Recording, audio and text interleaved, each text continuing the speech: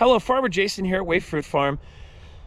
Wanted to come to you from our Orchard 6, which is beautiful this time of year, on a very kind of mixed message feeling day for me. It is our last day of picking apples and our last day of picking fruit in general for the season. You know, there's always an excitement that comes about with that, that we're done with the season, we're done with the growing season. I don't have to worry about all the things anymore. But the downside is it also means that winter's coming. So wanted to come to you today, kind of give you that and kind of do a quick educational video here about what fall, winter, and all the things do. So first of all, I want to thank all of you for making it through the last season with us. I think it was a good season as a whole. You know, the last 2 years have not been easy years. You know, 2020 was horrible in so many ways, and I'll describe even some of the ways it was horribly agriculturally. But then it was also a tough year just for all of us. So I thank all of you for going along with all the things we've done, all the changes that we had to make, and just, you know, we've endured through it, you know, and so it's been a tough time for everybody, so I appreciate it, and I want to keep moving forward. So first of all, we are done picking apples. Those are apple trees way out there in the distance, but then there's also some plum trees in front of me here. And it's a good thing that we're done picking all of these things because cold is coming. Last night we had our first real frost, and you can see it on the grass here. You know, it's all white. Out there where the sun is hitting, it's starting to melt off. But it was a cold night, and that cold could hurt things, but it wasn't cold enough to hurt the apples or the pears.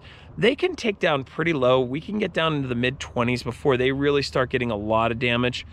What would happen is if we get too cold, they actually freeze, and once they freeze, they get all mushy. And so that's obviously not what we want to have happen with our apples, but by and large, they can take some cold. They have a lot of sugar content in them, which almost works like salt melting on the roads, where it keeps that freezing point elevated, you know, and so it's not, or actually I should say lowered, where they're not going to freeze right at 32. They're going to be able to take down in the mid-20s. We did have one year several years ago where it got too cold and literally it made them all get soft. So it can happen, but for us traditionally, you know, to have a frost like this is something we normally have happen in October, not necessarily this late in November. So it's actually rare to have a frost this late. Normally it's happened numerous times to us. You know, it's very normal for the trees. The trees haven't started losing their leaves yet. You can see the trees on the mountains have started losing their leaves. You know, the big worry is that the snow comes through and breaks limbs and everything else. And that is more of a worry in the mountain trees than it is our fruit trees. Our fruit trees are used to carrying a lot of load. So by and large, they can take a snow load even if they have the leaves on. And these trees, what they're going to do is they're going to go into dormancy. I was trying to explain to my little guy the other day that, you know, they don't die. You know, it's not that the trees are dying, it's that they go into a dormancy. And as they do, they've actually already set their fruit buds for next year. And I'm going to show you, I have a cherry tree up here also, and it's lost its leaves more already, but it is already covered in fruit buds. And so you can see the fruit buds. Oh, let me find a good spot here. Right here's a great branch with all sorts of fruit buds on it. And so each one of these little buds is going to be fruit for next year. So each one of those is a fruit bud. And you can see I have 5 right there, 6, 7, 8, 9 down here on the bottom, 10, 11, 12, 13. So on that little branch alone, there's going to be over 13 fruit buds that are going to pop out cherries next year. And if we went up to the apple trees, you would see the same. So as a whole, this year was very good. You know, I actually think that 2022 has a chance to be very good. You know, unlike a vegetable grower where you plant it every season from a seed and it has a chance to grow, with us, we have year after year. And, you know, with the fruit trees, I was a little nervous going into 2021 here last spring that we weren't going to have a real good crop because we had such a drought in 2020 that it made it harder for them to set those fruit buds. So going into this past season, we didn't have as many fruit buds on the trees. The trees were a little weaker coming in. So I'm actually happy that we had such a good 2020 where we had lots of everything. We had good strawberries, we had good plums, we had good peaches, we had good apples.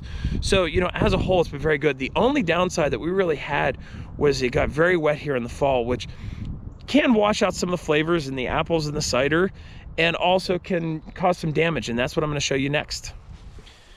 All right, so you know, I said it was a great year because as a whole, we had great peaches, we had great apples, Everything was plentiful. The weather wasn't too bad, but we did get into a very wet stretch here in the fall where we had 2 hurricanes come through, then numerous other rainstorms.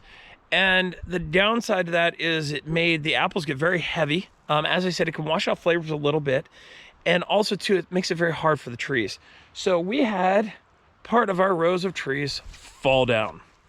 You can see right here, literally the trees are on the ground. They're not supposed to be laying over like that. They are supposed to be up tall like that, and instead they're literally laying on the ground.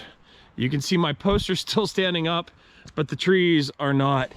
And what ended up happening was the load on these got so strong that literally the ground was so wet that it literally ripped the root ball right out of the ground.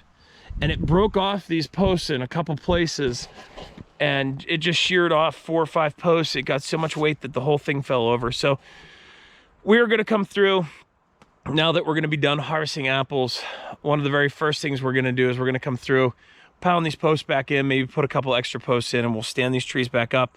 I had to do that in other rows in the past, and I've had fairly good survival rates of bringing them back up. So hopefully these trees will survive. I don't know, you know, it's just part of farming where even when you're trying your best and doing the things, you can't control the weather, and the fact that the ground got so wet with so much weight, they just pulled out of the ground and broke my system. So it's not, you know, life isn't without challenges, even though we had a great year, and you know, again, everybody's made it through, and we're you know, happy to have such a good season, because in farming, any season that's not a bad season is a good season, because we've had a lot of years where the springs have really, you know, frosted a lot of stuff off of us for us.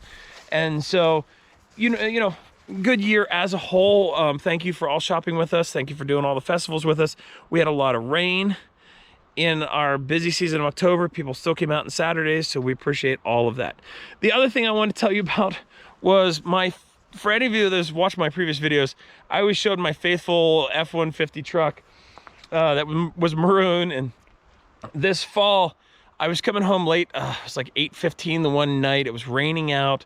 I was moving stuff around in the coolers, and I had a young gentleman who went through a stop sign at about 30 miles an hour, lost control, and slammed into the side of me and ripped my front tire off of my truck. And at the age that thing was, it was just not salvageable. So we replaced it with a new truck here. We'll see how this one does. It's relatively new for me, but you know, just for all of you, if you haven't been reminded enough lately, you know, be careful, wear your seatbelts, and you know, life is fragile. And so you know, it was a scary moment, but luckily we weren't hurt, and neither were they, but it did destroy my faithful truck. So we're gonna move on to a new one, and I guess that's sort of the way life is. And as a whole, I guess we're moving on to already, you know, kind of a new season. You know, we're already looking forward to 2022, and hopefully that all of the fruit buds and everything else will be good through the winter. By and large, the apples are very durable over the winter. If it gets too cold in the winter, it can hurt the stone fruits, the peaches and the cherries. If we start getting down -10-ish or below, sometimes it can do damage. Otherwise, the winter weather is not going to do a bit of harm. Normally the apple trees are perfectly fine no matter how cold it gets. They're a cold weather animal, so you know, we don't have to worry about them until we get to next spring. But you know, I can have a few moments of worry if we start getting down -10 for the peaches. So hopefully we don't see that this winter, but hopefully we do see a nice winter where nothing wants to kind of break out early to where we start having the problems we've had the previous year. So we'll see what winter brings, and hopefully we can do a lot more of these videos, and we all appreciate you.